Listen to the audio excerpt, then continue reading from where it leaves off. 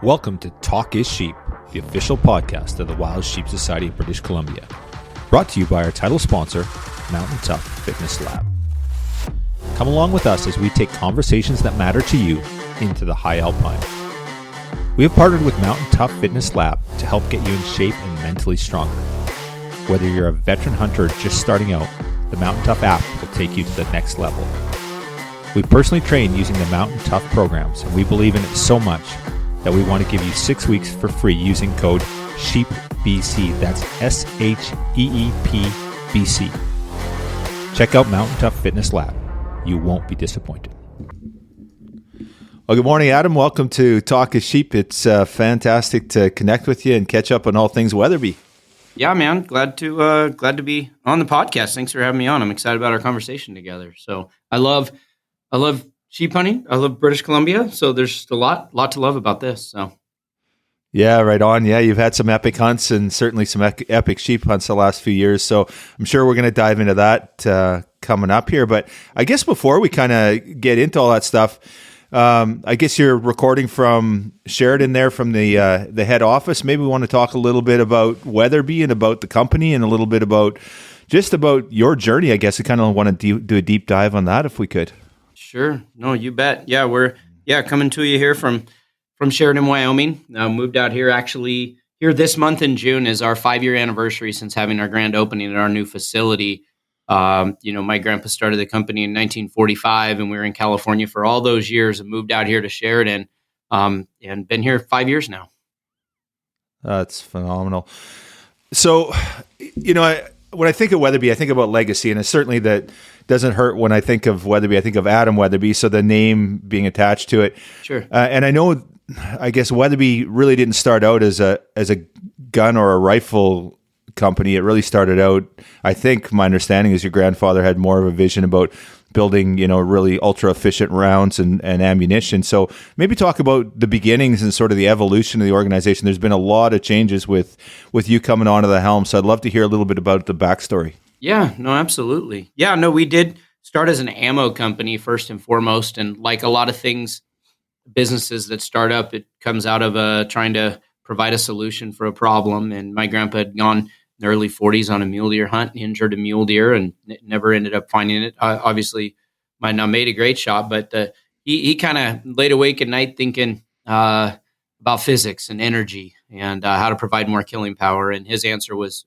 velocity and high velocity cartridges. And so he started tinkering around in his garage. He was a poor farm kid from Kansas, didn't have like $1 to his name, and had moved out to California with my grandma and was selling like insurance door to door. And it was him tinkering around with making high-speed rounds in his garage is kind of where everything started. And then the guns and kind of the whole brand and everything to follow, and really used California as, kind of to his marketing advantage, where he developed relationships with guys like Roy Rogers and John Wayne and Gary Cooper and all those kind of guys out in California. And so had this very unique kind of start to the brand, which really got established there in, the first 15 years in the 40s and 50s. So he started that out in the garage. Yeah. Obviously, we look at Weatherby today, and it doesn't look like that at all. So obviously, under your leadership, it's growing significantly. But let's back that up. And what did that evolution look like when you're with your grandpa at the helm? And then talk maybe a little bit about when your dad was at the controls and sort of now where you're at today. Yeah, you bet.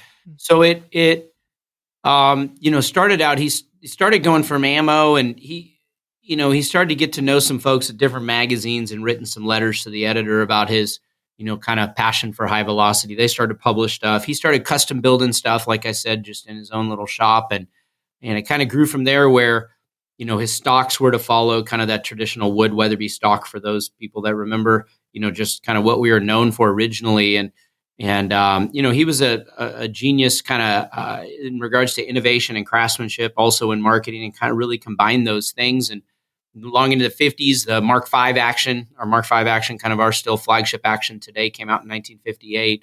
And so he really kind of led through, the company, obviously, for the first several decades, then starting shotguns. And then pretty soon, he had his own action, came out with another action, the Vanguard action, just kind of grew in his cartridge, introductions and all those things. The Weatherby Award, was started that the Weatherby Foundation now runs. So just a whole lot of things over those first, few decades that he really led. And it became within that first 15 to 20 years, really a world-renowned kind of prestigious, hunting rifle and ammunition brand primarily. And the foundation was then built. And then my dad came in, and obviously, in the 70s, 80s, 90s, up into the 2000s, he ran the company. My grandpa passed away in 88.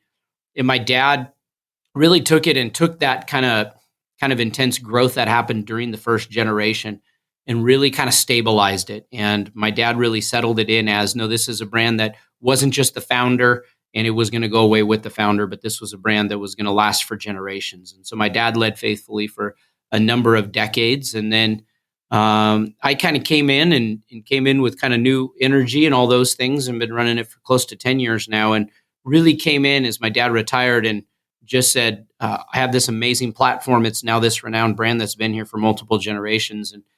And really, I wanted to kind of grow the company into the brand and really kind of, if it was stable for a long time, kind of have it begin its upward trajectory again, back to innovation. That's how Wyoming came in, was really, hey, let's get to a place that we can do a lot more manufacturing in-house, a lot more cost affordable and different things where we could really start to push the envelope again. And so we moved out to Wyoming really to get back to our roots of manufacturing, where we'd had to kind of outsource some things in California just due to all the regulations and the costs and those things. So moving out to Wyoming really provided for us kind of a clear trajectory moving forward for growth again. Now next year will be 80 years since my grandpa first started it in 1945. So there's this incredible leadership from, I guess, the Weatherby family. So you look at your grandfather, and obviously he was an innovator. He was a visionary. He was a marketing genius. He was all these things. But at some point, as the company grows, that has to change and bring in new people, new ideas, and new concepts. When you look now at and there's been innovation under your leadership, and there's been a lot of changes and a lot of really cool concepts. So we see these lightweight rifles that you guys are producing that are super popular. And talk a little bit about, does a lot of that leadership come from exclusively you, or do you have a leadership team or a think tank, Sure.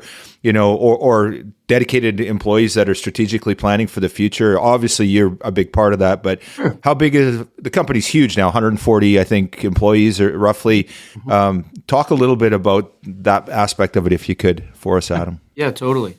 We, one of the benefits of moving to Sheridan, Wyoming, there was a lot of great things, but we brought with us a lot of great folks and then hired a ton of really, really good people. And so a lot of the growth that people may have seen of our brand and our product offerings the last 5 years have really come from an amazing team here in Wyoming. Passionate outdoorsmen, passionate hunters with the Bighorn Mountains right in our backyard.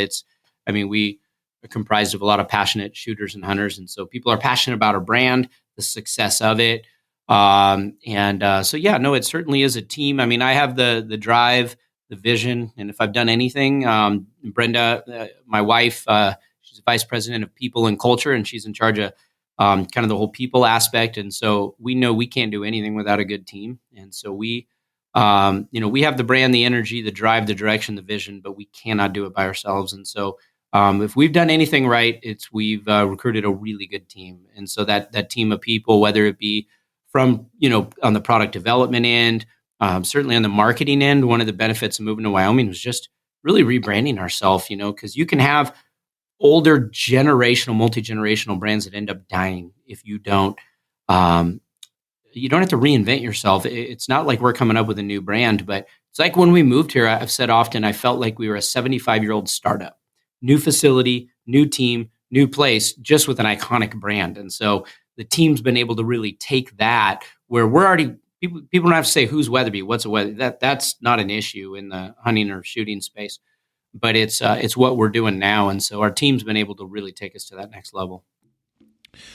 So on that note, you talked about the move from California to Wyoming, and I think, was it 2018 you came to the helm of Weatherby? 17, beginning of 17. 2017. Okay, so, we've seen a lot of changes in the industry. For you guys, there was this massive move over to Wyoming. There was obviously a global pandemic. Gun sales have been strong, so that Sure. definitely helped you. But there's been a lot of challenges over the last, since you came to the helm. So maybe talk about what has been the biggest challenge for you as the new leader of this organization, and that you've had to work through, and sort of felt that was, I guess, maybe the biggest threat to Weatherby, or the biggest challenge. Sure. No, it's golly. There's a list of 100, a bit long list of challenges. Every day there's wins and losses. Every day it's a bunch of steps forward. It's steps back. I mean, we've grown a ton since we have moved. I mean, in the first 3 years we doubled the size of our business. So it's been things have been going really well for our brand, and for who we are. But with that growth and new team, new direction, just it comes a lot of challenges with it. You can have growth pains, along the way. And so it's really been, how do we remain stable as a brand with our products, all those things, and yet continue to march forward at the same time. And so, sometimes your greatest strengths can become your greatest weaknesses. Like when you talk about challenges, at times it's our team is our greatest strength, but at times it's hard to recruit and retain really good people. So you have that. During the pandemic, if you want to call it years, it was like you had so many challenges, and yet, obviously with the rise in demand and different things, in our industry, it's been huge. But I always say, like, we're a big small brand or a small big brand. We're not as big as the big boys, but we're not this small mom and pop shop. We have a brand that's established, and with that, sometimes you can go. We try to use it to a weakness can be, we don't have the resources that these giant brands have. We're just a third generation family owned business. And so sometimes we're up against a lot of outside capital that people are putting in. And, we got to kind of, vie for our position in the market. And so sometimes those things can be hard, yet we try to use it to our strength, where we can take that and say, by being a big, small company or small, big company, we can move quick. There's not a huge decision tree. There's not a bunch of bureaucracy. We can pivot and change kind of quickly. So a lot of the things that maybe shake us up are also the things that at the same time, we can use as, to our advantage as well to grow as a brand and to take market share. I mean, even right now it's a slowdown in the market, right? So we had the huge spike for a few years, and, just general consumer spending is down. So this is a time where we have to go, well, if we just kind of keep continuing on, it's going to be a struggle, or we can push to take market share. We can push to just work a little bit harder, be a little bit more creative, innovate a little bit more. And so, I think right now is one of those times where it can be challenging for a lot of people out there that are making products that are getting out there in a economy that's, struggling, hyperinflation, all the different things that are out there. So we just got to work harder. So, which sometimes can be tiring. Maybe that's one of the biggest challenges, is just being a multi-generational business. It's not a 2-year run. It's not a 3-year run. It's a marathon. And it's, how do you keep up for the long haul? And it gets tiring. Yeah. Well, so that brings me to something that I've thought lots about with the Weatherby name, is legacy. So you start with your grandfather. Mm-hmm. There's one thing to run a business. There's one thing to run a multi-generational family business, that your names are on those rifles. Your grandfather started this. It was his vision. Mm-hmm. Talk a little bit about, I'd like to know, is there a lot of pressure? Do you put a lot of pressure on yourself to, like, this cannot fail, this has to be successful? I'm answering to my grandfather, my father, right, my entire family, and I've got a legacy to answer to here. Sure. No, there is. It is, there's a lot of, I do. I put it on myself, certainly, that it's not, it's not just a job. I'm just going to leave here and go do something else. I mean, it's like you said, it's my name's on the building, my name's on my shirt, my hat, the products, it's everywhere. And so it's hard. I can't separate myself from it. I'm so tied into it. And, which can be a good thing and maybe a blessing and a curse, but it's good because then I care so much about it. And so everything we do, I'm going to care so much about, but it means then when we have successes, it's awesome. And when we have failures, then I take it personally, every one of them. And so it's certainly hard to remove that. My dad and I have a phenomenal relationship. He doesn't put undue pressure on me at all. And he's just full support and trust, which is really cool to have a father like that, where instead You get the dads who are breathing down the next generation's neck and don't ever let them get to make a decision. So where my dad has said, Adam, I trust you. God's given you leadership abilities. You have a passion for this. Go run, and I fully support you. And so I don't get it from him. It's only myself.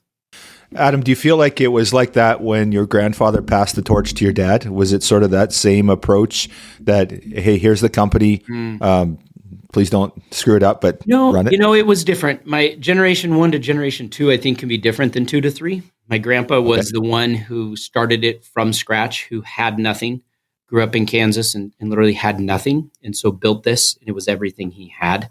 So you talk about identity. Roy Weatherby, was the business. And so, no, even my dad, it's interesting as you look at my grandfather, my dad, and then me,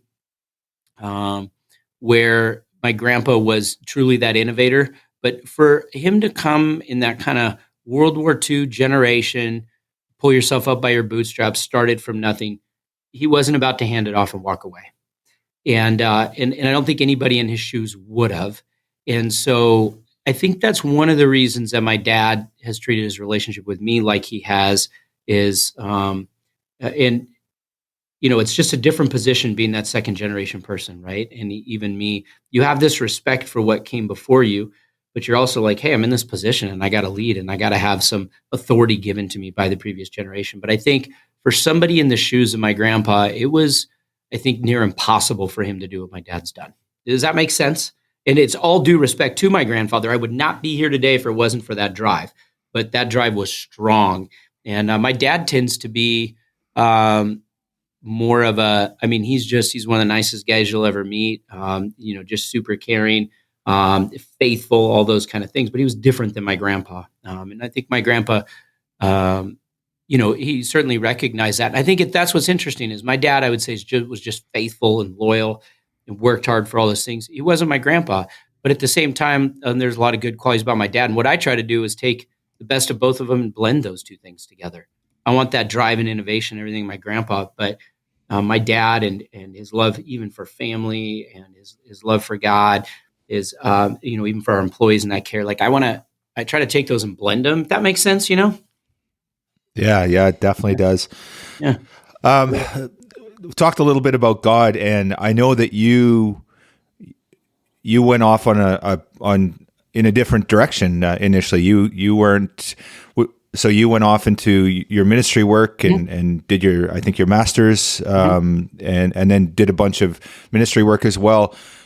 Was there always that vision of, I'm going to come back to the company, or did you see yourself sort of outside the company on a longer term basis? So I'd like to get a sort of perspective on you as a young man plotting your course forward, and obviously the organization's thinking of you as somebody's got to take this company over. So I'd love to hear your sort of personal path in this, Adam. No, that's good. I worked kind of early married life, and in college I was working at the company and kind of on that track to just stay there and be there, do the Weatherby thing from, day one of, getting out of the house and all those things. I did.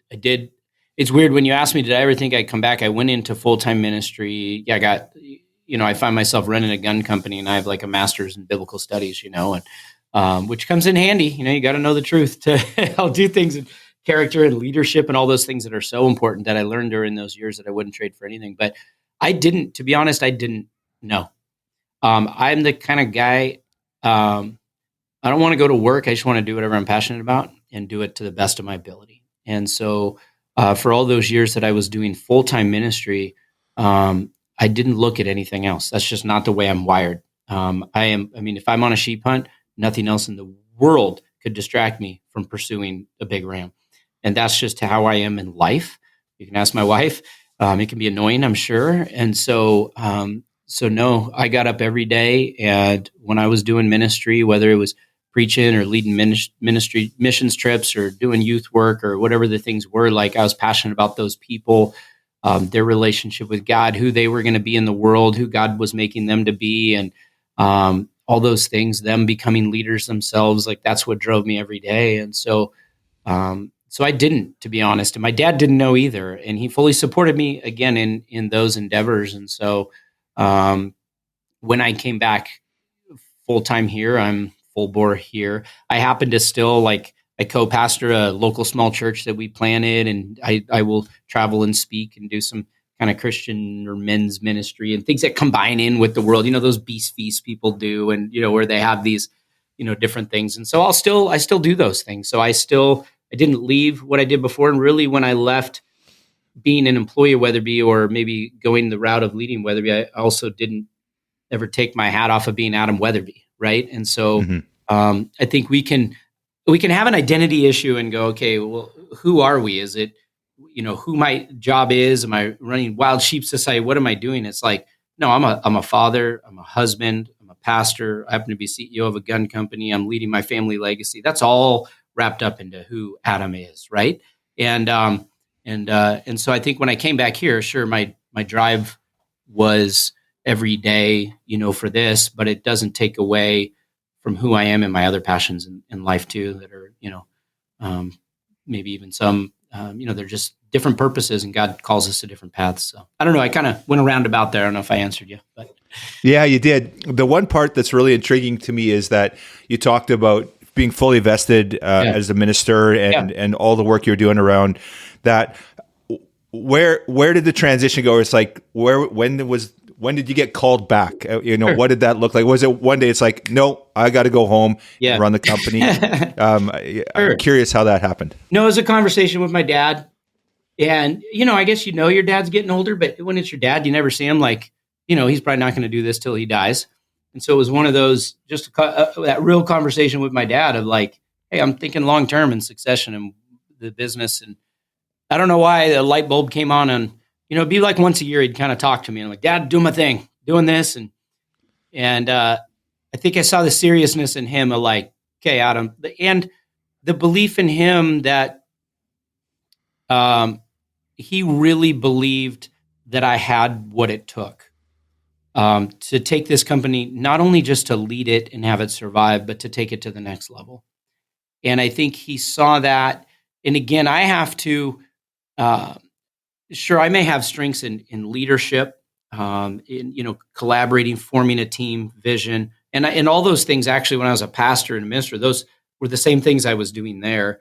I just have to surround myself with a really good team of professionals, whether it be engineers or accountants or marketing or manufacturing. I mean, it's I find myself now in these intense meetings in engineering and manufacturing. I'm like, man, where did this stuff come from? I'm still halfway lost in half the things and just try to stay one step ahead. And it's fun and I enjoy the challenge.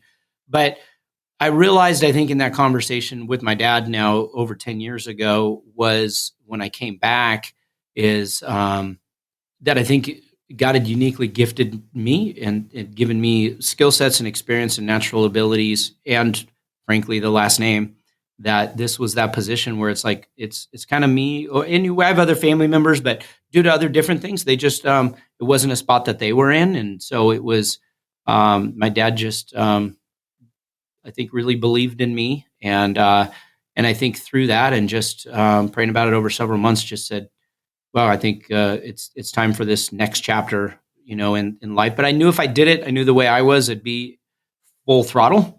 And so I just needed to be ready for that, needed my family to be ready for that. And so when I came back, it was like drinking from a fire hose. And it's been a blast ever since. So it's been a challenge, but it's been a blast.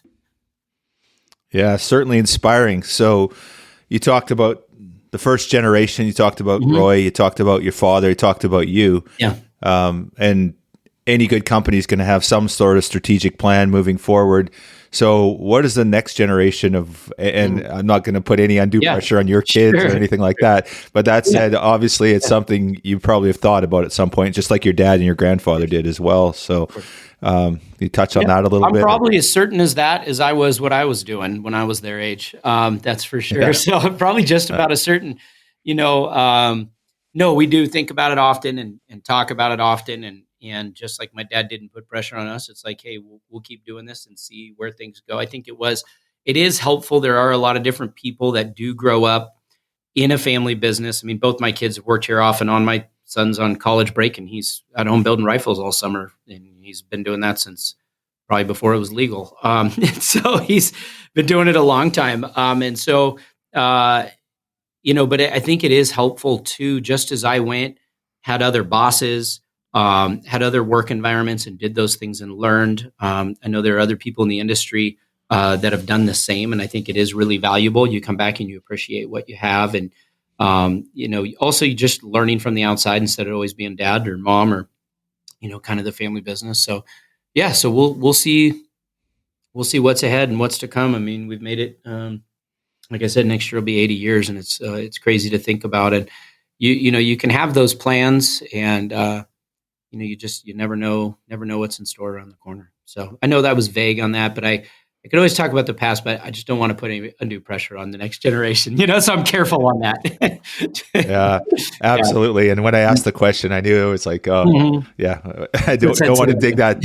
Yeah, Yeah, no, both exactly. our kids are in college, and I got nieces and nephews and other folks. I mean, right now in the business, it's just my wife and I, from a Mhm. family perspective, that are involved on the business. My dad's mostly all retired now, and it's on the board, and just we were chatting about the business yesterday, but he's enjoying his retirement. I think he also saw my grandpa um, really kind of retired, had heart problems, passed away, kind of right up till the very end, and good for him. He's got a lot of grandkids and wants to get out there and do that. And, I think trying to stay healthy so he can do that and everything. And both my folks are healthy, which is awesome. And it's neat to see them because I know my dad, literally since he was a kid, it was the business every day for him. So it is neat to see him outside for a little bit, just enjoying the outdoors on his own without a film crew, without having to promote a product. It's neat to see. So. Yeah, very cool. Let's talk a little bit about Brenda's involvement. Yeah. Was in the past, was your grandma or your mom, were they involved in the business, or No. is this kind of a new sort of approach in that regard and having No, your it's a wife new thing. involved? What's interesting was when I came back, it actually, I actually needed her. She worked out and got her master's in organizational leadership. That's not my strong suit, and so I knew we were going to have to build and form a really good team, and so it was actually I found myself just constantly at home running things by her and needing for and man, what should we do on this and rebuilding this and doing this? And we just started to be this team at home. She had a professional career outside of Weatherby at that time. And I just said, hey, could I give you a job? And could you come this way? And so it was really neat that she came in really because I needed her for that. And then during the move, what's interesting is, there's a certain point we had obviously a lot of employees move with us, but majority did not. Just, it's moving your whole family, or you might have grandkids or kids or who knows what, responsibilities and different things. And so it really was her and I going, okay, we're looking at each other going, we don't know who else is going to come for sure at this point, but we got to kind of know the ins and outs of this business. And that's where I get it to that, back to that 75-year-old startup mentality of like, we kind of have to know all these things. And so we really had to rebuild a lot of that, especially in regards to our personnel. And she was a key part of that. And so, she's co-business owner. And so kind of does that and oversees customer service and compliance and facilities and a lot of different things where she's a lot very internal. And so obviously our people in HR is the number kind of, one of her, strong or, biggest priorities here. She tends to be a lot of internal here, just really making sure things are functioning well. Obviously, we have other team members that do a lot too, but that enables me to be outward focused in the industry and the customer level, with suppliers, wholesalers, marketing partnerships, all those kind of things. Where, like, even when we built this building, built a brand new 75,000 square foot building, it was like during the move, I had to run the day to day of the business. We had to come out with new product. I had to meet with customers. I had to be at trade shows. I'm like, I can't sit here. So she's like, I got this. So she literally oversaw the whole building of, a new $12 million facility. And it's awesome. But I'm like, I can't do that and turn my back on the business for a year. So we share an office, me and her and our bird dog. We're at the corner there, and me, Brenda, and Wrangler are all in the same office. And I wouldn't recommend it for most couples. They'd probably fight their way out of a job or a marriage or anything else. But we've been together since we were teenagers, and so we just been together forever and know how to help each other out in the ways that we need to. And so I couldn't do it without her now. But it wasn't historically like that in the business. So just kind of uniquely there. kind of cool. Yeah, very cool. Yeah. Yeah, it's inspiring. Let's touch a little bit on, Weatherby has built this legacy, and they've, there's been a lot. Roy was known for being out in the field and field testing the products, and then doing a great job of, involving the media with it through, the writing and that sort of stuff. And you guys have kind of kept that legacy going too, that, you get out there and get after it and go on these epic hunts, and social media makes it easy. You always get great feedback from you and the products out there. Let's talk a little bit about, I guess maybe just where I'm going with this is hunting, but let's talk a little bit of how it relates to the brand, to some of your epic hunts, and then also how it feeds into the brand, and also like maybe product development, that sort of stuff. When you're out in the field, how does that influence some of the stuff that you guys are thinking about for the next product line? No, it's huge for us. It's big for me. I think you tend to also you need to have authenticity to a brand, to a name, to all those things. And so I think starting with me, and then so many of us were just authentic, passionate outdoorsmen and hunters and shooters. And so, I spend a lot of days in the field, probably too many, but I call it work. But at the same time, it checks off a lot of boxes of different things. Obviously, I'd be out in the field no matter what, because I'm just passionate about it. There is a whole lot of the marketing things that happens. It's not often. Most every time there's cameras involved, and it might be a YouTube show, or it might be with, quote, influencers or different partners. So there's a lot of that's there. I just was in New Zealand, and it was for instance, a couple months ago I was in New Zealand. We got dropped off with helicopter, did free range chamois, and, we did free range tar, and my wife shot a fallow deer, and, we were with an outdoor writer, we had a film crew, and it was product that wasn't out yet. So we were doing product testing. So it was like, there's going to be articles, there's going to be films, imagery, stuff for social media, stuff for website, as well as the product testing of things. Every time, most of the time, 90% of the time I hunt, it's with stuff that's not out yet. And there's actually more times than not where I'll come back. Like we had of the 3 rifles we took on that hunt to New Zealand, 2 of them came back. It's like, yep, ready to go to market, good to go. One of them was like, no, it's not. We need to tweak some things, and had some stuff when I came back. And so it is that I can't understand my customer unless I'm using it to kind of that nth degree of how they're going to be using it. So we had very steep conditions. We had, weather, so it was just a whole bunch of things in the environment out there, making sure it performs. And so, so it's a big part. We have spreadsheets of our hunts and what we're doing and how it affects media and product testing, and not just me, but other people here. And, we have monthly meetings and how that's lining up and what that schedule's like, and tags and all those kind of things, and how everybody's drawing. People will be like, man, I want a job where I have hunt meetings. But it is, if not, we step away, we're not true to really who we are. It's I want to make sure I know when I talk to a customer that I've used that product, I've used it in the field, I've tested it, in all the different ways, not only ballistically. We have 2 miles from here, we have 1,000, here at our facility, we have an underground 100-yard and 300-yard range with kind of, a lot of really cool technological features there to measure a lot of things and accuracy and BCs and things. 2 miles from here, we have 1,000-yard range, do shotgun, testing out there. And then we don't just, so we test our stuff out to distance. So all of those things comes around where I think people know, and especially after our move, and part of that rebranding is that we know our products and we know them well. And that maybe is something we can differentiate ourselves possibly from some other brands. And so I think that's important. And I know, I don't want to go tout myself or my face or my name, but at the same time, my name's on the product. And so I know I'm, quote, our number one influencer in that sense, that that if people can trust Adam Weatherby, they can trust our product. And so I want to make sure there's some authenticity in that too. So.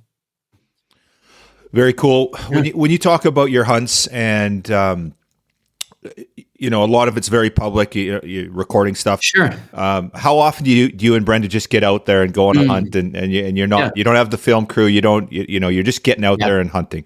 Yeah, it's mostly local stuff, which is cool about being in Wyoming. So locally, we will every year somewhere in Wyoming, kind of get out and do those things. It is the minority, but it is neat sometimes, just to be able to get out there, just the two of us. A couple years ago, there was a Wyoming bull elk hunt did, and it was just Brenda and I, and it was just had this awesome stock, took selfies next to the bull, and, just kind of had a sweet hunt. We'll go out bird dog hunting with our bird dog. And so we certainly have those times. But what's neat is even when we're with other people, whether it be customers, writers, industry partners, influencers, film crews, it's cool because you get to know different people. Like, I've hunted some of the film guys, they become just some of your best hunting buddies, so it is cool too, at the same time that, sure, quote, there's some work involved with it, but you end up just meeting a lot of great people and finding out a lot about people too when you're hunting with them. Yeah, right on. On the innovation side, now we've got Brenda involved in the company, which is kind of new for Weatherby. And, obviously there's a female line and the industry's changed, right?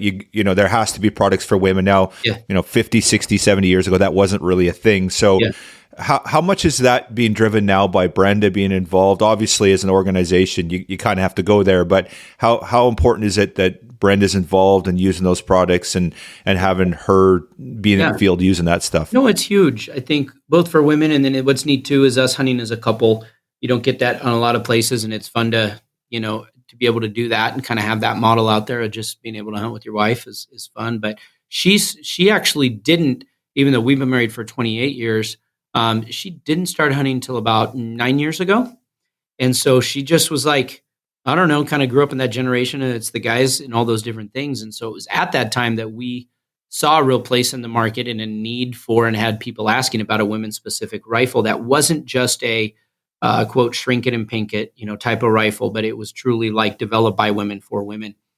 And so actually the marketing department at the time asked Brenda to be involved, not me, which was kind of cool. And she's like, yeah, but I don't hunt very much. Like, I'm just not. And basically she made a decision. We had this talk and she goes, if I'm going to go in, I'm going to go in. And in the first year, she shot a bigger bear than I'll ever shoot in my life, a 7-foot black bear. She did an African safari. She did a turkey hunt. I mean, she just went full bore, and she has never slowed down 9 years later. So it was actually the women's rifle, our Camilla, which was named after my grandma, Roy's wife. And it was actually that rifle that called her to come in, because she saw, well, wait, if Adam's authentic about this, I need to be too.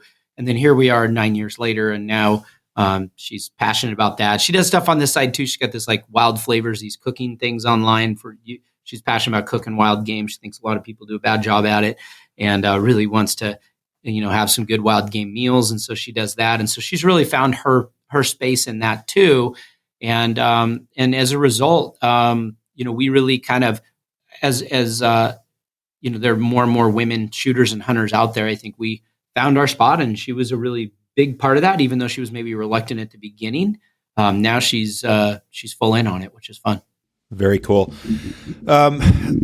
On the innovation side, there's been a lot of new products come out, a lot of great ideas. When you look now at your line and sort of what's come through under your, I guess, under you as your leadership, what product stands out for you? Like, what's the kind of, and obviously it depends on, if you're bird hunting or if you're going to Africa or whatever, but when you think of innovation, you think of something you're really proud of that's been created under your leadership. What comes front of mind?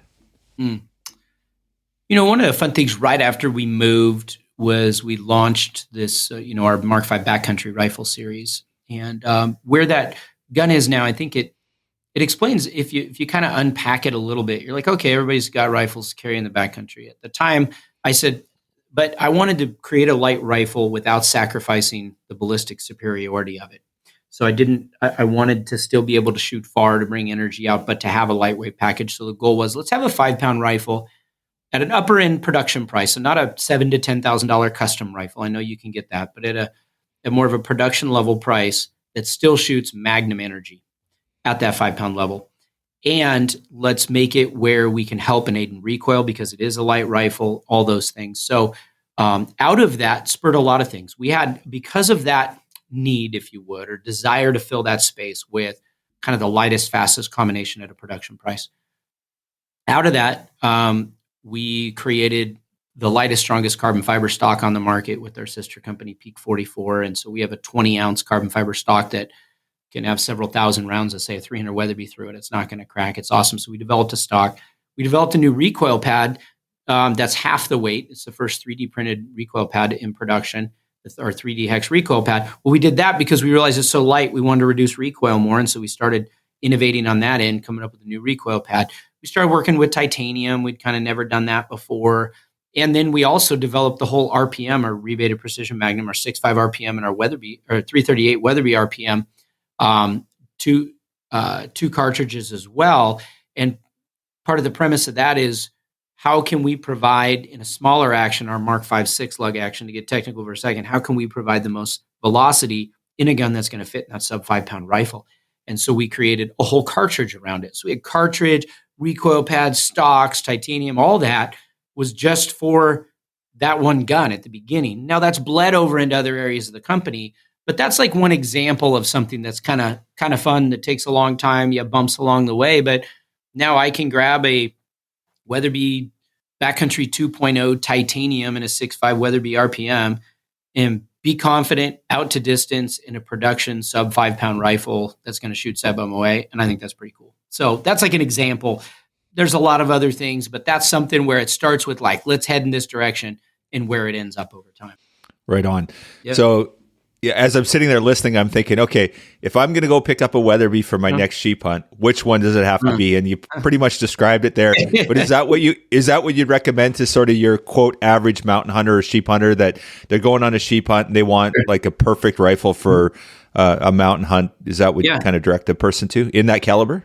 Yeah, the 6.5 RPM I think is the ideal sheep gun. The Creedmoor kind of came in. Guys are using the PRC. The PRC has a magnum bolt face. It needs a magnum bolt face. It's larger diameter, so it needs the longer, heavier action. And our Mark 5.6 lug is a real slender action, so it's a longer, thinner case, and so we can get 6.5 PRC velocity, but in a smaller, lighter weight action.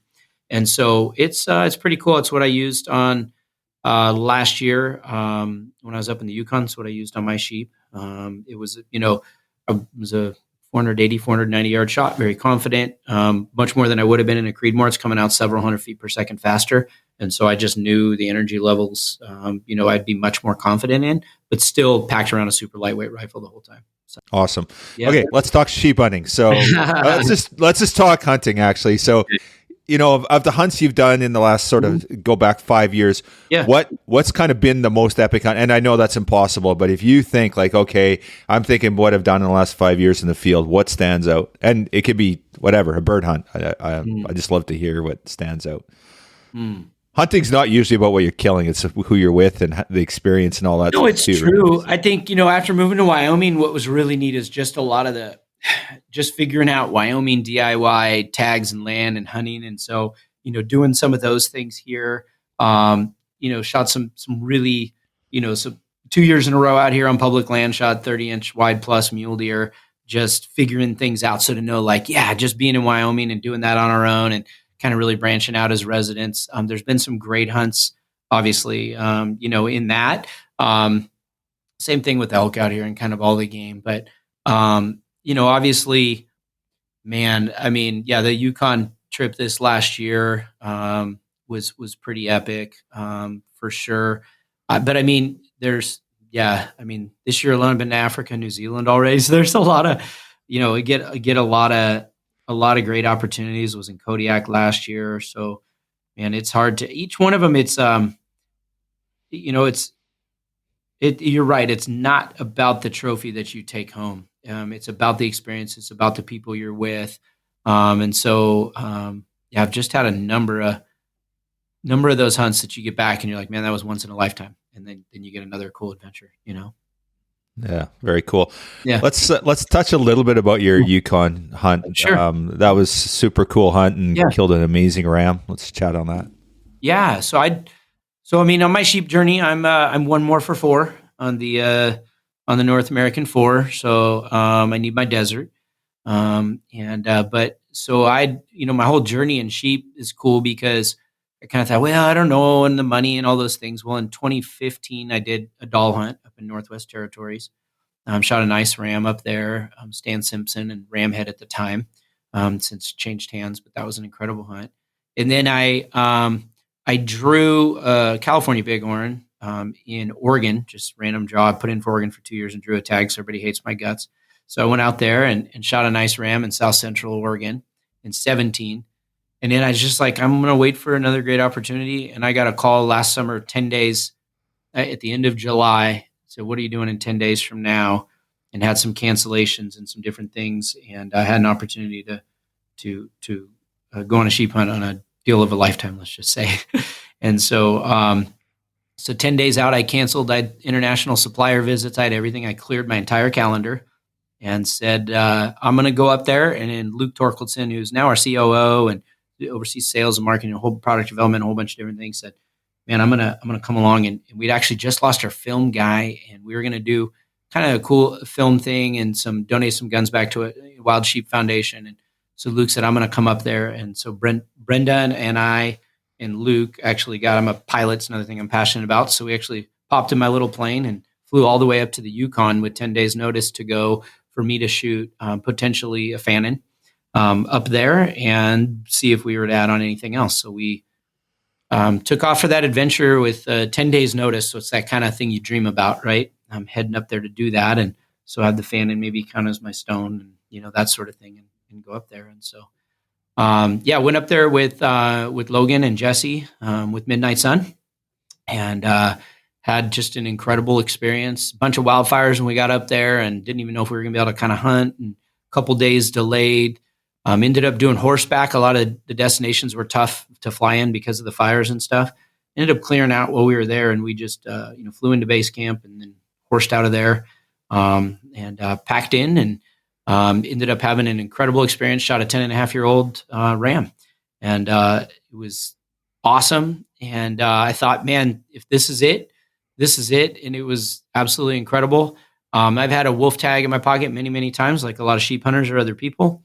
And I shot an old black and gray Arctic wolf. We were on the horses, jumped off, pulled the gun out of the scabbard, and 3 seconds later, there was a dead wolf. It was one of those, I knew how quick you have because I've blown it so many times. And I was pumped. We had the video on that. And like Luke said, he's like, I've hunted a lot of places with you, Adam. I've never seen you so pumped on anything in life as shooting that wolf.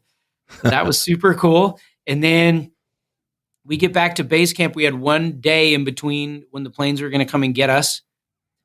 And said, hey, Brenda, we got her some tags. I said, let's go out. If we find just an old stud of a caribou, let's go see if we can, they'd seen some around there. Let's go see. We packed up on the horses and went out on a journey for a day and said, only if it's just an amazing caribou. Let's get you. I'd had a mountain caribou. She'd never got a caribou.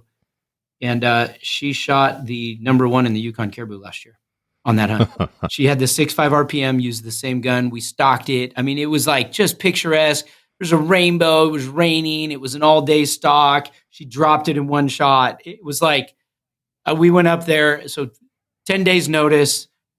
I shoot this 10.5-year-old ram, get my first wolf. Brenda shoots the number one, Yukon caribou last year. It was incredible. So it was, it was definitely one of those dream hunts that you don't expect and went and do. So it was pretty cool. Very cool. Who was guiding you? Who was your guide on that hunt? So young guy named Arliss. Okay. And then I was with Logan as well, actually. Right. And so we had, because two of us had tags, we were up there, and there was two. Arliss, 19 or 20 years old. I would say the best young guide I've ever had. The guy was just a stud. And he was great. His sister actually worked up there, so he did a phenomenal job. And then we were out hunting with Logan as well, which was cool. So, yeah. Yeah, I can't imagine hunting with Midnight Sun and then to hunt with Logan or Jesse. That would just be the icing on the cake. Yeah, it was cool. And just, their dad, Alan, was around and flying in and out. Never flew with Alan. We flew in and out on some other stuff, and he was trying to get people out of fire zones and do all sorts of things. But as a pilot, to sit around with Alan, who've been flying Cubs up there, for decades, and all the stories of planes he's wrecked and places he's got in and out of, and, to be there on that lake and at their base camp, it was like, it was pretty cool. They run a top-notch organization. I mean, they really do. I mean, just from their horses to, their planes to everything. I mean, it's a logistical nightmare to go hunt up there. I mean, I couldn't imagine doing what they do. But it was pretty cool. And all that within a kind of 10-day notice. It's like, I had a full fall, and like I said, I had a trip to Japan I canceled, and like just kind of did everything. I'm like, you can't pass this opportunity up. Well, it must be, you obviously came off that trip just on like an absolute high, but Yeah. so collectively, but if you think back, you can't even parse out what would be the most incredible part of it, right? Each one of those is just phenomenal. Yeah. I thought it was a sheep, and then I shot my first wolf, and he's just awesome. And then, I don't know, probably the highlight, to be honest, it's kind of like any of us in our development of hunters. It's often not about what you shoot, but it's seeing about somebody else's success. And I would say at the end of the trip, being a part of that caribou hunt with Brenda at the end might have been my highlight, because she went up there to support me and to be a part of it. And so I'd done Northwest Territory. I'd done a lot of northern hunts. I'd done BC. She'd never done BC. And so I'd hunted years ago with the Olmsteads up there at Prophet Musqua and stuff. And so I'd been up there in different areas, and she'd done, been in Alaska, but she just wanted to experience that. So she went along just for the ride. So for her to get that bonus at the end and to have it be just this stud caribou in velvet was just, and she just made a perfect shot. And like, I don't know, it's sometimes seeing somebody else in their excitement. We all know that when my kids grew up hunting, they're, my son's first deer, my daughter's first deer, those moments are great. And so as cool as it was shooting my third sheep, I don't know, watching Brenda shoot that caribou might have been even better, because it was just icing on the cake. Yeah. Do you feel like that's sort of changed her now with her, you said she was there to support you. Has she got a taste of it now? It's like, no, I'm going sheep hunting. Now I'm doing it. Yeah. So here's what's interesting. So last year, we had a film that premiered that we haven't even launched yet. We're going to launch it this summer. It premiered at the Wild Sheep Show down in Reno in January. And it's called The Pursuit, A Tale of Two Hunts or something. And we'll be kind of coming out with it this summer. She actually put in for the Unlimiteds in Montana last year. And we went up there after this hunt and did 10 days of DIY in the Beartooths in Montana, 2% odd sheep hunting. And she had it in her, I want my first sheep to be like an unlimited sheep. I go, well, babe, this could take like 10 years. You might not get one. She's like, I don't care. This is what I want. And so we actually went and hunted the Unlimiteds last fall after doing the Yukon hunt. We were unsuccessful. We got on rams a couple different times. One time we kind of jumped them up close, and the other time didn't work out, but we saw a legal ram, and we had a couple almost situations, but we also had 6 days without seeing a sheep. So it was, and snowed on us hard. We started to hunt. We hiked in at like 70 degrees, and we finished at 0 Fahrenheit. So it was a crazy hunt. We actually came home, went back up there again. So we did like 7 daent and then did 3 days at the end, and almost had a couple almost opportunities. One of the ones we almost had got killed by a buddy who ended up shooting him, which was awesome. But she's now has the bug for that. Well, we did a hunt that we blended our Yukon hunt and this unlimited sheep tag, the Montana hunt. And it tells the story of, up in Yukon, it's just a high after a high after a high, right? Just beautiful stuff. We're killing stuff. And then it'd be like, meanwhile, back in Montana, just putting in the grind and shooting nothing. And yet it was a cool blend of a sheep tag in your pocket's a sheep tag in your pocket. And the pursuit is the pursuit, regardless of our results in the end. And so it's a like 30 plus minute film, 40-minute film. And it tells the story and bounces back and forth between us in the Yukon and then us down there. So it's really kind of a cool story between the two, and it'll come out this summer. But so she's got the bug, and so we got a tag again. So I'm going to be going back up there into Montana with 2% odds again this fall. It's going to be a camping trip, is what I'm going to call it. We'll go see what happens again. But no, she really enjoyed it up there. It was just beautiful. Yeah, it was amazing. So. That's awesome. It's funny. What's with these women? My wife's the same. She got into hunting. She's like, well, no, I'm going to go and, my first kill is going to be with a bow. And I'm like, really no concept of, so there's your wife. She's like, I'm going to go sheep hunting. I'm going to do it in the unlimited. So it's like, come on, sweetheart. Right. Exactly. She's trying to outdo me, I guess. My wife just finished the FTW course, the Field to Fork, with the Women Hunt program with cool. not the one where she was selected, but there was an industry one that they did that we obviously we paid for it, and she picked up the Weatherby after that. So she's got a Weatherby now, Oh, so cool. she can go out and get proficient there, and she's really excited. So she's going to try and hunt this I fall. think we sponsor that program and stuff. I think do some things. That's correct. Yeah. So she managed to buy the rifle through the program there and stuff, and so she's really excited. We haven't received it yet, but good. She shot that rifle at the Field of Fork program, and she called me, and I said, "Hey, if you get a chance and the rifle's available, you can. I think they sell them, and you can purchase it." She called me. She goes, "I bought the rifle." There was no discussion. I bought it. So good. Yeah, that's super cool. So she's going to hopefully shoot her first ram with it.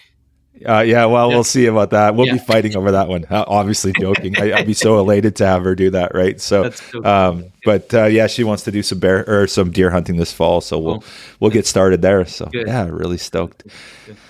Okay. There's so many things we could talk about, and I got to be respectful of your time here, Adam. But one thing I would like to touch on is the conservation ethic of Weatherby. You guys do so much. You support so many organizations. Obviously, a huge supporter of Wild Sheep and the Wild Sheep Foundation, but not exclusively. So, just talk about that. Did that come from Roy? Is that sort of a Weatherby Adam driven thing, or sort of? I'd like to hear more on that. No, we've historically, historically been very involved with a lot of groups. I think being multi-generational ourselves, we see just the value of generation after generation being able to have opportunities out in the field like we've each been afforded, right? And so I think for an older brand, it maybe lends us to that. We have certainly ramped up significantly in it, and maybe because maybe there's more threats against it, or disease or habitat, population growth, all the different things that are out there and a lot of different threats. But we as a brand are very, very supportive of it. What's neat is a lot of our support comes through, guns at auctions. And because of our brand, different organizations tend to raise more dollars per gun for a Weatherby because it's an aspirational brand. And people say, man, I'd love to win a Weatherby. And so we tend to bring a lot of value for those organizations and helping raise money. I've served on boards, like I was on the Mule Deer Foundation board for, served a 4-year term. So we've done things. One of the cool, I didn't even mention how that film, we actually took the rifle that Brenda used and the rifle that I used. It was actually a WSF Bighorn Edition and Thin Horn Edition. And we gave them back and auctioned that pair of exact rifles off at the Saturday night banquet this last year in Reno, which was kind of cool too. So it was neat, part of the whole film deal was doing that. But we try to, a lot of us here too are our employees, kind of our team members here are just very passionate about conservation. We have others that serve on boards too. And just, so it tends to be just culturally a lot of just who we are. We all want, the same opportunities to be afforded for generations to come. So we're all, pretty passionate about it for sure. And there's a lot of organizations out there, and it's always hard to know who to support and when and how that comes about. And isn't a day that goes by that we don't get an ask from somebody to support them for some great cause. That's for sure. They know, everybody wants a free gun. It works out great, or everybody wants a gun for their cause. And we try to do all that we can for sure.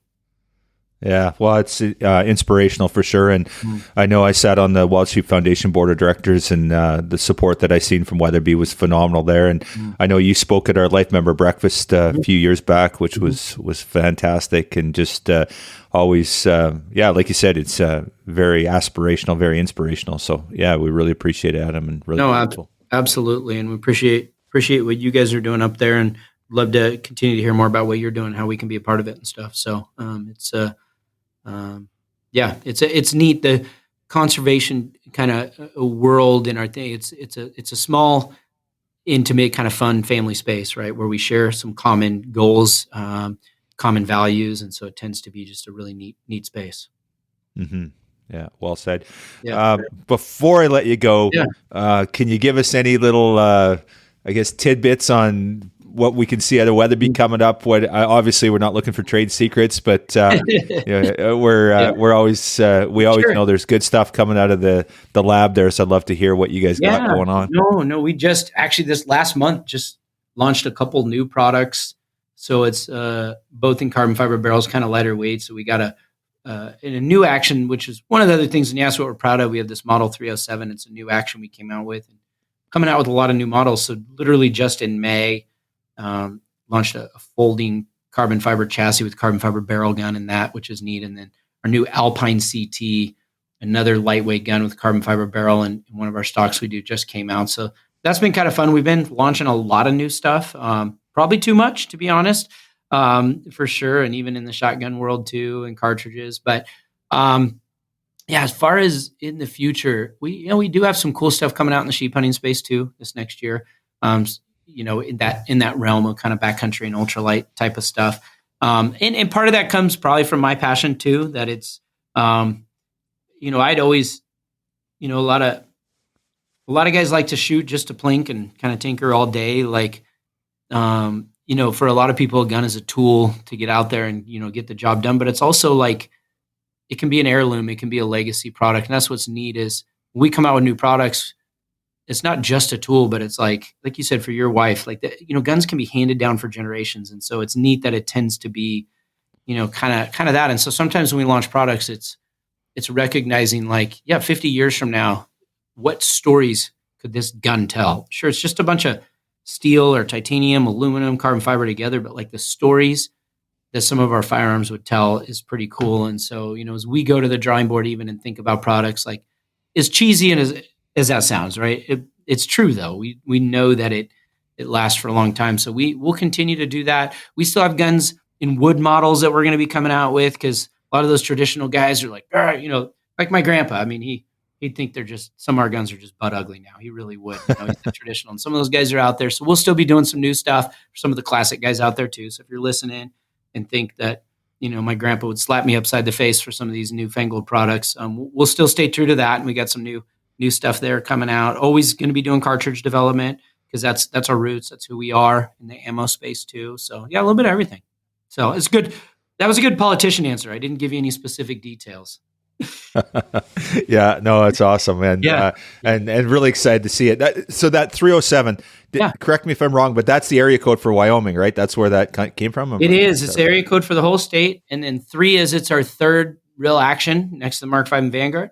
And 7 is that it's compatible with the 700 footprint. And then the 0 is there's nothing else like it. So there's my sales pitch. There we go. Nothing without a lot of thought to it. You guys put a lot of effort and a lot of thought into it, and very, very cool. So, yeah. Well, Adam, thank you so much for your time today. We would just thank you for everything you do, everything Weatherby does, and just definitely an inspirational brand, something that I align with, something that I ascribe to, and really, really, I'm really excited for my wife to get on that Weatherby and see how she shoots with it. She was hitting the gong at 1,200 yards, so it's going to be pretty. Sweet. Well, send me pictures of her with her first animal, huh? With it, it'd be cool. Okay. Yeah, I will, absolutely. And what I'm going to do is I'm going to show her some pictures of Brenda, so that she can see the stuff that maybe this isn't the normal hunting family, but you can see what some of the other women out there are doing. So, right. Right. Yeah. Show her the picture of the caribou and say, this is just a normal caribou. You got to go get one like this. Yeah. Oh, my goodness. Well, thank you so much, Adam. I appreciate you, and look forward to chatting again soon.